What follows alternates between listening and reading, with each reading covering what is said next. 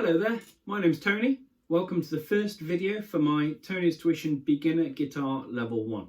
This is for both the acoustic and the electric guitar. By now hopefully you've seen the introduction video and you will have received an email with the PDF pack with all the challenges that we're going to do. Should look a little bit something like this. Now I'm going to recommend that you print this out and you pop it in a folder like I have done so that you can keep it nice and clear in front of you. You can, however, use the PDF and use it on a device as well, as long as it's nice and large so you can see everything that we're going through. So, let's get started. The first thing that you'll notice is we have a criteria page. So this page has the 5 challenges that we're going to be going through. Okay, I'm going to keep these sessions fairly short, so we'll see if we can cover one or half of one per session.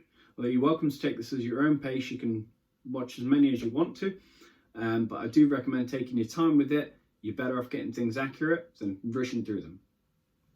Okay, so once you've got that information sheet, the very next page you're going to see is the guitar parts information.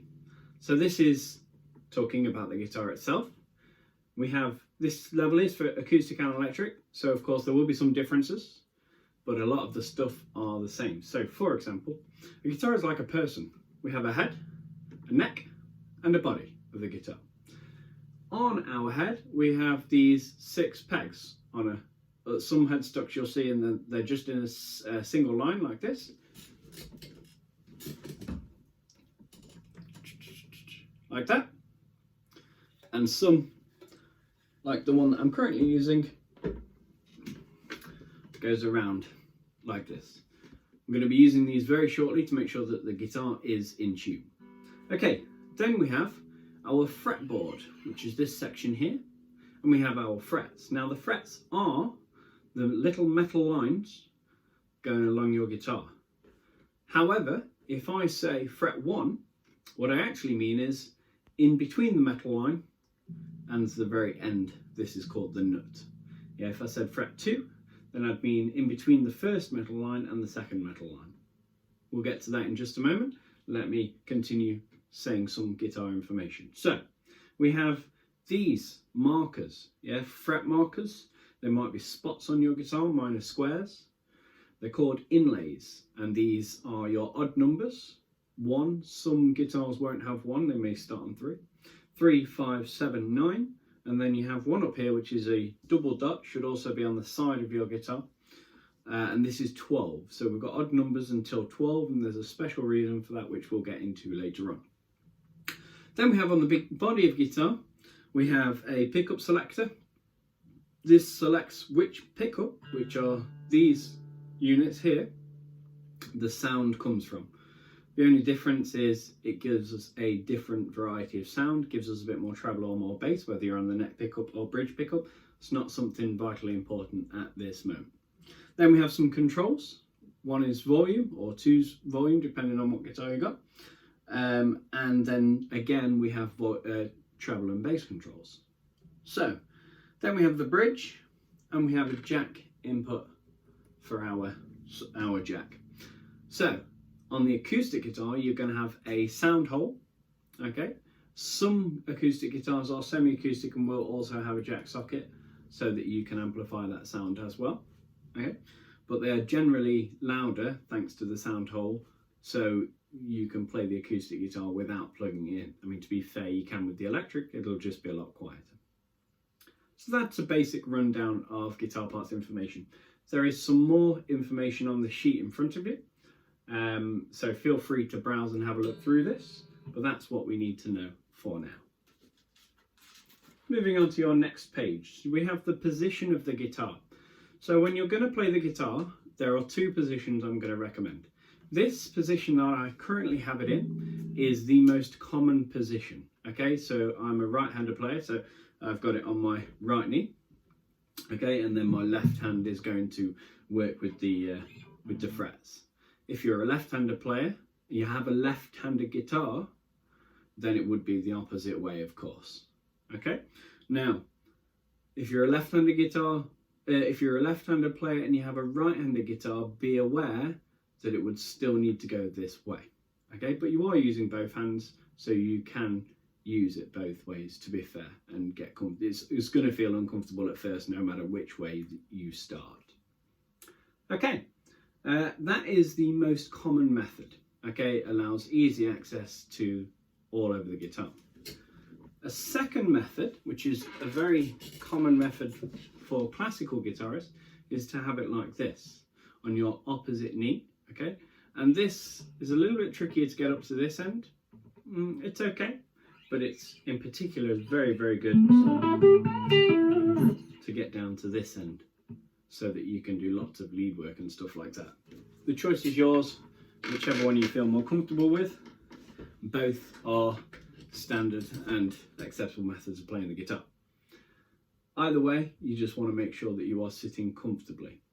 Preferably you want to be on a stool, something like I've got right now, no arms, so they're not getting in the way, okay?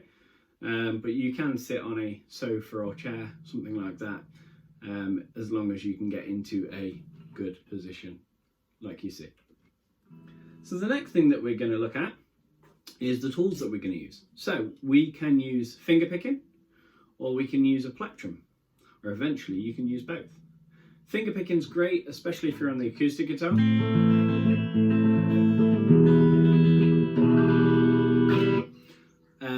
And we'll do more and more of that as we go through the levels. But if you're going to do finger picking to begin with, I'd recommend just starting with your thumb. Okay, so a lot of the stuff that we're going to do today, or through these sessions, just use your thumb. That is absolutely fine. If you're going to use a plectrum, let me show you my method of using a plectrum. Now, people do often fall into bad habits of this, so be careful. First of all, bad habit number one is putting it between the flat of your thumb and your finger like this.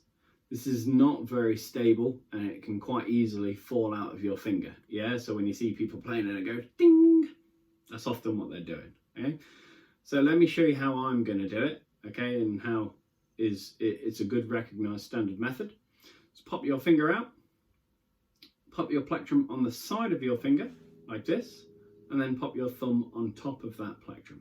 Okay, this way it naturally points your plectrum towards the guitar. Okay, should easily be able to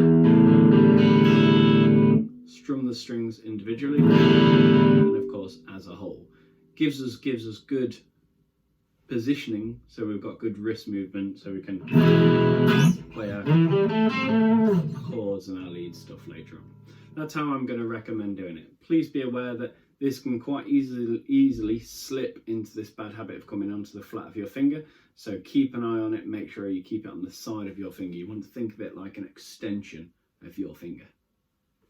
Okay, so that's positioning of your guitar and the tool that we're going to use. Next, we have tuning. So we want to have an in-tune guitar, because if you play with a guitar that is out of tune, you'll train your hearing to hear sounds out of tune. So for this, I'm going to recommend using a free app. There are plenty of ways to tune: electronic tuners, clip-on tuners, some have inbuilt tuners. However, the way that I'm going to recommend is a free app called Guitar Tuner. Looks like this. Okay, now it may say when you download the app that you can join up for monthly payments. However, there is the option just to say no thank you, we'll go for the free version. Yeah, I have the paid version because it is absolutely worth it, but the free version is more than sufficient for what we need for lessons. Okay, once you're on this, okay, you should see a guitar headstock. And what's going to happen, providing you're on auto in the top corner, okay, is if you pluck a string, tuner is going to hear the sound of that string. Okay, so what I'm going to do is I'm going to pluck a string and I'm going to pluck it out of tune. So you can see on the tuner it's picking that up low. Now it does listen to the sound around, so as you can see it was diving around a little bit then. That's because I'm talking. So if you're in a loud environment, it's going to hear that sound. Okay, so you need to be fairly quiet so that it can hear the sound of the string properly. Now what I'm going to do is I'm going to play the string, I'm going to twist the peg, and I'm going to put it in tune.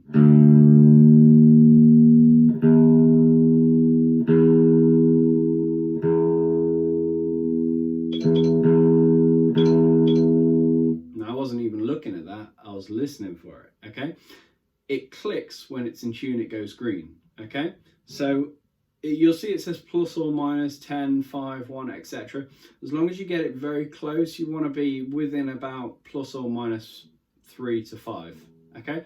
That'll make sure everything is nice and in tune. All the strings are in tune with each other, okay? Now, you may find that there is a string that is my A string, and it is currently clicking as A. But if I'm on my second string, the A string, you may find that it says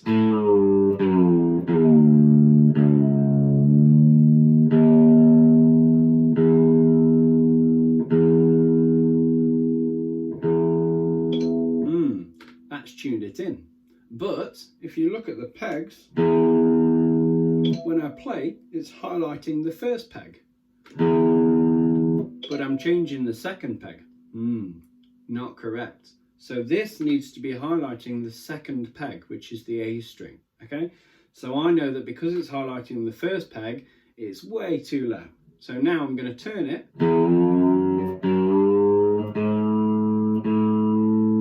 until it highlights the second peg. Now I can bring it to the middle.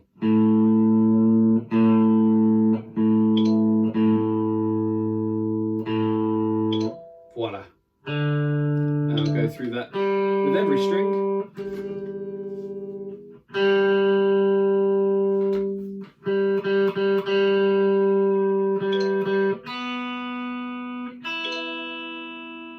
And then play my guitar. And it should sound nice and in tune. So that's how to tune your guitar. If you have any trouble with that at all, feel free to give me an email. I'm happy to help out. Okay, on to the next page. We have tab reading exercises. So tab reading is a type of music reading that we do specifically for the guitar. Okay, I'm not going to go into score, something that we will use later on for rhythm, but we don't need to use it right now. We use tablature because it's a much easier method of learning to read music for the guitar. So, first of all, you'll notice on your sheet that there is a section that says this is score and this is tab. Okay, so it's the bottom 6 lines that we're looking at for tab. So this is how it works. When you're looking at the bottom 6 lines, we have 6 strings on the guitar. They are your six lines on the tab, are the 6 strings of the guitar. Now there is an ironclad rule here that never changes. The bottom line on the tablature is the top string on your guitar. Okay, it's done that way because the top string on your guitar is the lowest pitch, okay, the lowest sound. So they put it on the bottom of the tab, which is the same in score. Then we have numbers on that tablature. So on exercise 1, you have a number 1 on that bottom line, which is the top string. What that means is you're going to put your finger on number 1 and play it. Okay, now you'll notice on the pictures on the previous page, there we have a specific finger position that we need to use. Okay, if I'm going to play number 1 on my top string, I'm not going to play right up to the note, because if I do that, it's not going to sound very good. I can get a real buzz going on that way. Yeah, so you want to bring it to the fret that is towards you. So fret 1, which is this one, yeah, I want to be just behind that fret. Then it's going to be nice and easy to get the pressure down and make that clear. Okay, then it says exercise 1, we go to fret 3. So you find fret 3, play it just behind. Then it says fret 5, play it just behind. Okay, exercise 2, you'll notice, goes up a line, which means it goes down a string. So I go to fret 2 on the next string and I'll play it.